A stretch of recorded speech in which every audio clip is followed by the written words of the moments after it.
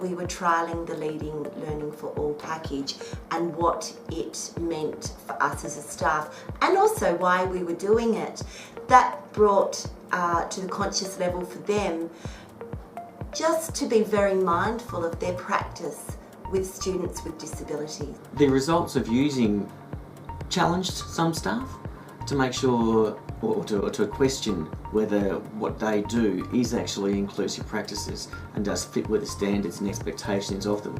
Some of them it was very empowering because they do that on a daily basis, and it enabled them to support their practices and to show others how simple it is to be far more inclusive. It's not as challenging as maybe it first seems if you don't think that your practices align with those beliefs. It's not hard to shift as long as your heart's in the right place.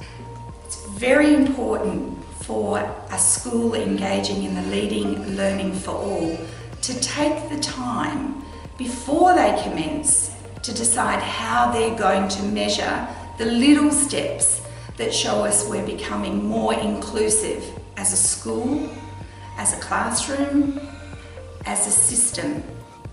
It's very important that when you're working through the Leading Learning for All resource, the teachers have the opportunity to really think about the AITSL standards, to think about what they know about how students learn and how they can alter their practice.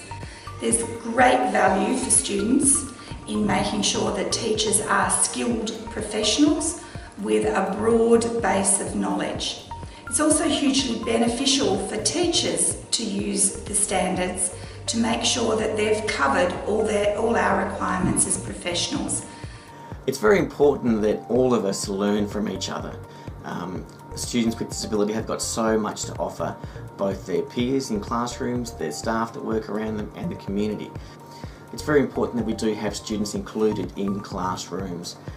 Those students around them learn things like understanding, empathy, compassion for each other. Very, very challenging concepts. I've been told that men particularly don't get the idea of empathy until they're 40, and I'm a bit of a late bloomer because I'm 45 and I haven't got it yet. So the earlier we start with kids, understanding that everyone is different and that those differences are positive things. I guess attempting it and then putting it in the top drawer, so being able to apply it, reflect, talk about some of the things that we've done and then find some new targets and new goals to implement to just tweak it or strengthen up our own teaching practice would be a fantastic way of seeing that process.